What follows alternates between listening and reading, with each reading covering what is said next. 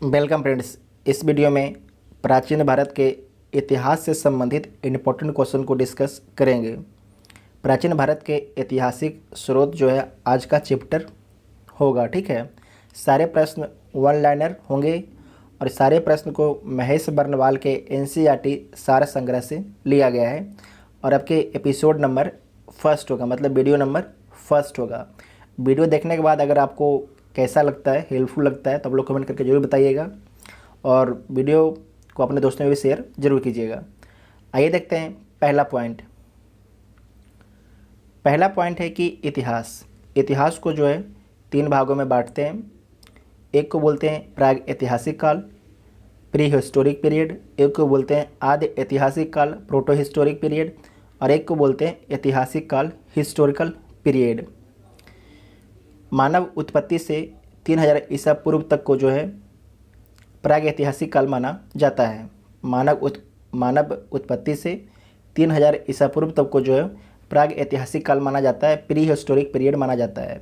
प्राग ऐतिहासिक काल को अध्ययन के लिए जो है हमें सिर्फ पुरातात्विक साक्ष्य पर निर्भर रहना पड़ता है, क्योंकि लिखित कोई साक्ष्य उपलब्ध नहीं है। आदि ऐतिहासिक काल, इसे कब से कब तक माना जाता है? इसे 3000 ईसा पूर्व से 600 ईसा पूर्व तक माना जाता है आदि ऐतिहासिक काल। इसमें लिखित साक्ष्य उपलब्ध है किंतु पढ़ा नहीं गया। जैसे कि जो अपना हड़प्पा है, ठीक है, हड़प्पा, वहाँ पर लिखित साक्ष्य उपलब्ध है लेकिन उसे पढ़ा नहीं गया है। जो लिखित साक्ष्य उपलब्ध है चित्राक्षर लिपि में उपलब्ध है।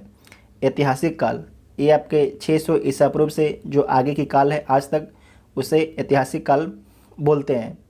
ऐतिहासिक काल में क्या है कि पुरातात्विक और साहित्यिक दोनों प्रकार के साक्ष्य उपलब्ध हैं ऐतिहासिक काल को अध्ययन करने के लिए। जबकि जो आदि ऐतिहासिक काल है, यहाँ पर लिखित साक्ष्य तो उपलब्ध था लेकिन इसे पढ़ा नहीं गया, तो इसे अध्ययन किस प्रकार से करते हैं? इसे भी अध्ययन जो है पुरातात्विक साक्ष्य के आधार पर ही हम लोग करते हैं। ठीक है, नेक्स्ट पॉइंट है कि हिस्ट्री, इतिहास, ठीक है, किसे कहते हैं? तो किसी व्यक्ति, समाज अथवा देश से संबंधित महत्वपूर्ण विशिष्ट व सार्वजनिक क्षेत्र की घटनाओं, तथ्यों आदि का जो है कालक्रमिक विवरण, मतलब क्रोनोलॉजिकल विवरण को हिस्ट्री बोलते हैं। ठीक है, क्रोनोलॉजिकल विवरण को क्या बोलते हैं? इतिहास बोलते हैं। इतिहास के पिता, फादर ऑफ हिस्ट्री किसे कहा जाता है? तो फादर ऑफ हिस्ट्री जो है हेरोडोटस को बोलते हैं। किसे बोलते हैं? हेरोडोटस को।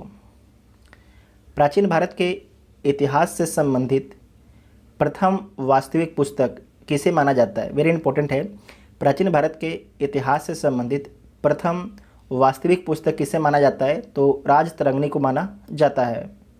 उत्कीर्ण चिन्ह वाले प्राचीनतम सिक्के क्या कहलाते हैं? तो आहत सिक्के कहलाते हैं। क्या कहलाते हैं? आहत सिक्के। ठीक है, नेक्स्ट है कि सिक्के के अध्ययन को क्या बोला जाता है? तो सिक्के के जो अध्ययन है उसे बोला जाता है मुद्रा शास्त्र, न्यूमिस्मैटिक्स बोला जाता है। ठीक है, भारत में प्राग ऐतिहासिक खोज प्रारंभ करने का श्रेय किसे दिया जाता है? तो भारत में जो है प्राग ऐतिहासिक खोज प्रारंभ करने का श्रेय जो है प्राइम रोज को दिया जाता है। ठीक है, प्राइम रोज को।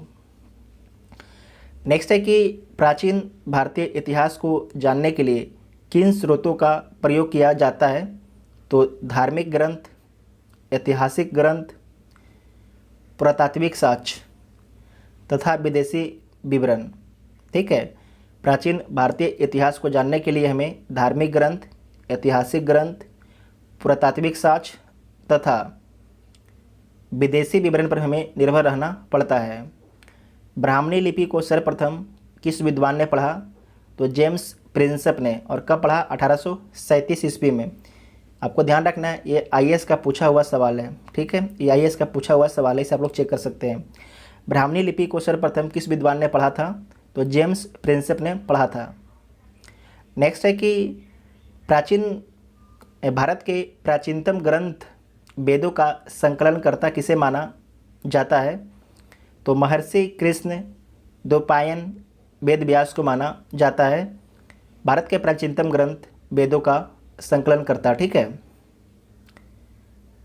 नेक्स्ट है कि भारतीय प्रागैतिहासिक अध्ययन से संबंधित प्री हिस्टोरिक इंडिया किसकी कृति है? किसकी कृति है मतलब किसके द्वारा लिखा गया है? तो स्टुअर्ट पिगट के द्वारा, ठीक है, स्टुअर्ट पिगट के द्वारा। चीनी यात्रियों ने अपनी यात्रा वृत्तांत में भारत के लिए किस शब्द का प्रयोग किया? तो चीनी यात्रियों ने अपनी यात्रा वृत्तांत में जो है भारत के लिए इंतु शब्द का प्रयोग किया है। याद रखिएगा, वेरी इंपॉर्टेंट है। कौन सा शब्द का प्रयोग किया? इंतु शब्द का। उत्कीर्ण लेखों के अध्ययन को क्या कहा जाता है? तो उत्कीर्ण लेखों के अध्ययन को जो है अभिलेख शास्त्र बोला जाता है, ठीक है, अभिलेख शास्त्र बोला जाता है, एपिग्राफी। लिपियों के विकास के अध्ययन को क्या बोला जाता है? तो लिपियों के विकास को जो है पूरा लिपि विद्या कहा जाता है। सर्वप्रथम भारतवर्ष का नाम का उल्लेख किस अभिलेख से प्राप्त हुआ था? वेरी इंपॉर्टेंट है। सर्वप्रथम भारतवर्ष नाम का उल्लेख जो है किस अभिलेख से प्राप्त हुआ था? तो हाथी गुफा अभिलेख से। वेरी इंपॉर्टेंट है। कहाँ से? हाथी गुफा अभिलेख से। प्राचीन भारत का सर्वप्रथम सुनियोजित इतिहास किसने तैयार किया? तो B.R.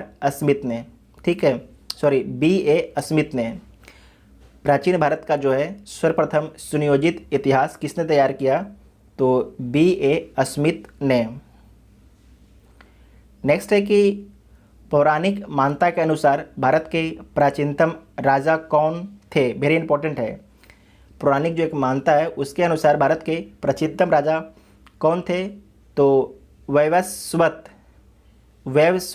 मनु, ठीक है, इसे आप लोग याद कर लीजिएगा, वेरी इंपॉर्टेंट है। नेक्स्ट है कि वायु पुराण में किस वंश का उल्लेख है? तो वायु पुराण में जो है गुप्त वंश का उल्लेख है। कौटिल्य के अर्थशास्त्र से किस वंश के इतिहास की जानकारी मिलती है? तो कौटिल्य के अर्थशास्त्र से जो है मौर्य वंश की जानकारी मिलती है। कौटिल्य को ही चाणक्य बोला जाता है, याद रखिएगा, कौटिल्य को ही चाणक्य बोला जाता है। जैन धर्म का प्रारंभिक इतिहास किस ग्रंथ से प्राप्त होता है? तो जैन धर्म का जो है प्रारंभिक इतिहास जो है कल्पसूत्र से प्राप्त होता है। किससे प्राप्त होता है? कल्पसूत्र से। नेक्स्ट है कि मत्स्य पुराण किस वंश से संबंधित है? तो मत्स्य पुराण जो है आंध्र सातवाहन वंश से संबंधित है। विष्णु पुराण किस वंश से संबंधित है? तो विष्णु पुराण मौर्य वंश से संबंधित है। खरोष्टी लिपि किस प्रकार लिखी जाती थी? तो जो खरोष्टी लिपि है वो आपके दाएं से बाएं लिखी जाती थी, ठीक है, दाएं से बाएं लिखी जाती थी। उसके बाद है नारद स्मृति से किस वंश के विषय में जानकारी मिलती है? तो नारद स्मृति से जो है गुप्त वंश की जानकारी मिलती है। स्मृति ग्रंथों में सबसे प्राचीन एवं प्रमाणिक पुस्तक कौन सी मानी जाती है? याद रखिएगा, स्मृति ग्रंथों में जो है सबसे प्राचीन एवं प्रमाणिक पुस्तक जो है कौन सी मानी जाती है? तो मनुस्मृति मानी जाती है, ठीक है, स्मृति ग्रंथों में। शुंग काल का मानक ग्रंथ किसे माना जाता है? तो जो शुंग काल का जो मानक ग्रंथ है वो माना जाता है मनुस्मृति को, ठीक है, मनुस्मृति को। नेक्स्ट है कि स्त्री को पुरुष की अर्धांगिनी किस ग्रंथ में कहा गया है? तो स्त्री को जो है पुरुष की अर्धांगिनी जो है शतपथ ब्राह्मण में बोला गया है, शतपथ ब्राह्मण में बोला गया है। उसके बाद है कि महाभारत का जो है प्रारंभिक उल्लेख आशव लायन गृह सूत्र में मिलता है, ठीक है, आशव लायन गृह सूत्र में मिलता है। और प्रारंभ में इसमें जो है महाभारत में 8800 श्लोक थे और इसका नाम जय संहिता था, ठीक है, महाभारत का शुरुआत में नाम आपके जय संहिता था और उस समय इसमें जो है 8800 श्लोक थे। कुछ समय पश्चात जो है यह बढ़कर 24,000 श्लोक हो जाता है। कितना? 24,000 श्लोक हो जाता है और भारत नाम से प्रसिद्ध होता है, ठीक है। पहले जय संहिता था महाभारत, अब क्या बन गया? भारत। और इसमें श्लोक कितने आ गया? 24,000 इसमें श्लोक आ गए हैं और अंत में जो है 1 लाख श्लोक होने के कारण जो है इसे क्या बोला गया, तो इसे जो है सत साहस्त्री संहिता या महाभारत बोला गया। ठीक है, समझ गए ना यहाँ पर आप, एक जो विकास क्रम में समझ गए हैं। शुरुआत में महाभारत को जय संहिता बोला गया, उसके बाद भारत बोला गया, उसके बाद लास्ट में जो है महाभारत बोला जाता है लास्ट में। ठीक है, क्योंकि शुरुआत में 8800 श्लोक थे, अब भारत में 24,000 श्लोक थे, और साहसी संहिता या महाभारत में आपके 1,00,000 श्लोक थे। नेक्स्ट है कि पूरा लेख विद्या से क्या अभिप्राय है, तो पूरा लेख विद्या से अभिप्राय है शिलालेखों का अध्ययन। ठीक है, शिलालेखों का अध्ययन। पुराब शेष का महानतम अन्वेषक किसे माना गया है, तो डार्विन को। ठीक है, डार्विन को जो है पुराब शेष का महानतम अन्वेषक माना गया है, डार्विन को। इब्न बतूता का यात्रा वृत्तांत जो है किस नाम से प्रसिद्ध है, वेरी इंपॉर्टेंट है कि जो इब्न बतूता है उसका यात्रा वृत्तांत जो है रेहला के नाम से प्रसिद्ध है। किसके नाम से, रेहला के नाम से प्रसिद्ध था। ह्वेनसांग ने किस विश्वविद्यालय में बौद्ध धर्म का अध्ययन किया, तो जो ह्वेनसांग है वह नालंदा विश्वविद्यालय में अध्ययन करता है। किस विश्वविद्यालय में, नालंदा विश्वविद्यालय में बौद्ध धर्म का अध्ययन करता है। ह्वेनसांग जो आपके चीन का यात्री है और हर्षवर्धन के शासनकाल में भारत आता है। उसके बाद है प्रमुख अभिलेख और शासक। ठीक है, हाथी गुफा अभिलेख जो है किस शासक से संबंधित है, तो हाथी गुफा जो अभिलेख है कलिंग नरेश खारवेल से संबंधित है। ठीक है, कलिंग नरेश खारवेल से संबंधित है, जबकि एहोल अभिलेख पुलकेशिन द्वितीय से संबंधित है। नासिक अभिलेख गौतमी बालश्री से संबंधित है। जूनागढ़ अभिलेख रुद्रदामन से संबंधित है। जूनागढ़ अभिलेख गुजरात। ठीक है, उसके बाद है प्रयाग स्तंभ अभिलेख समुद्रगुप्त से संबंधित है। मंदसौर अभिलेख मालवा नरेश यशोवर्मन से संबंधित है। ग्वालियर अभिलेख प्रतिहार नरेश भोज से संबंधित है। और देवपाड़ा अभिलेख बंगाल शासक विजय सेन से संबंधित है।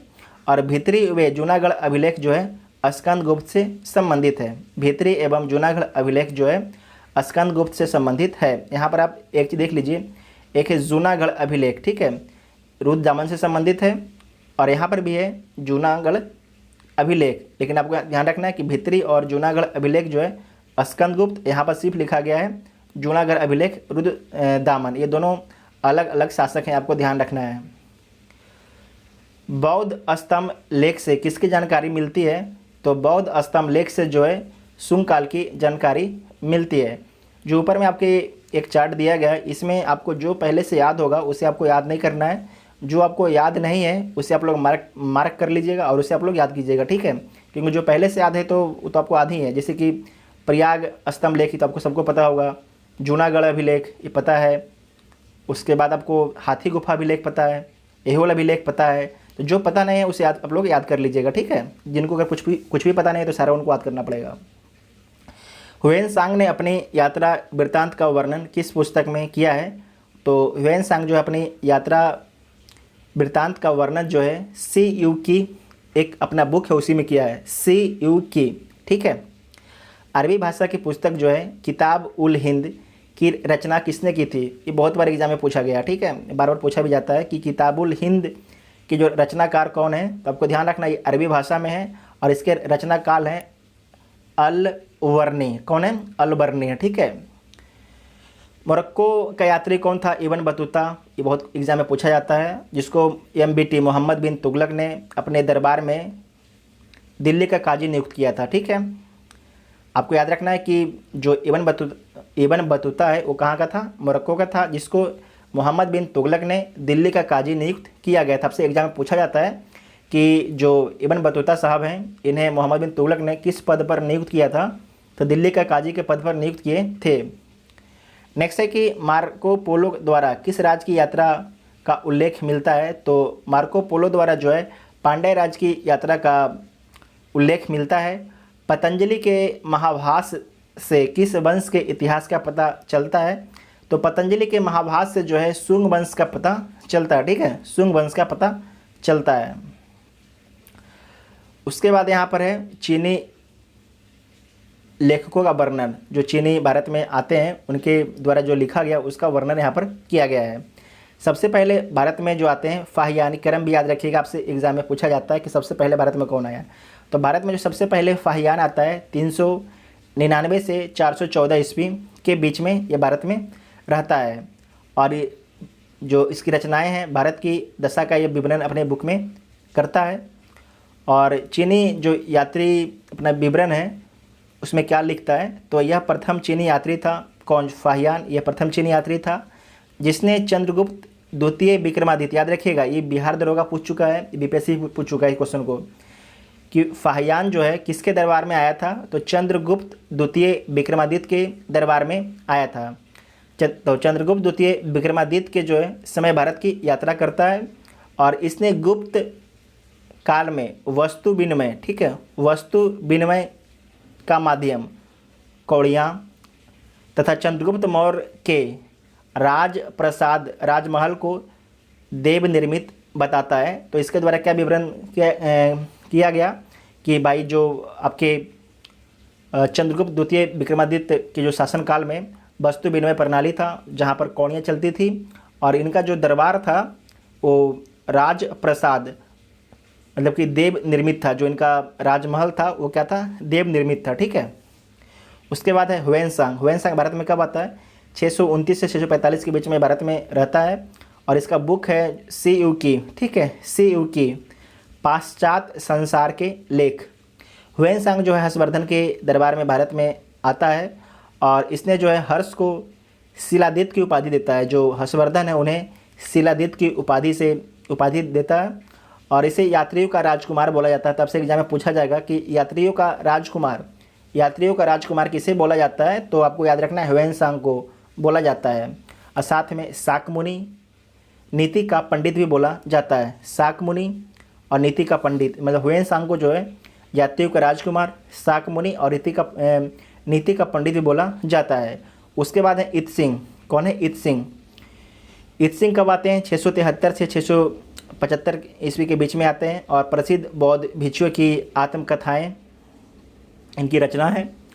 और चीनी यात्री जो नालंदा विश्वविद्यालय में अध्ययन करते हैं, कौन? इत्सिंग, ठीक है।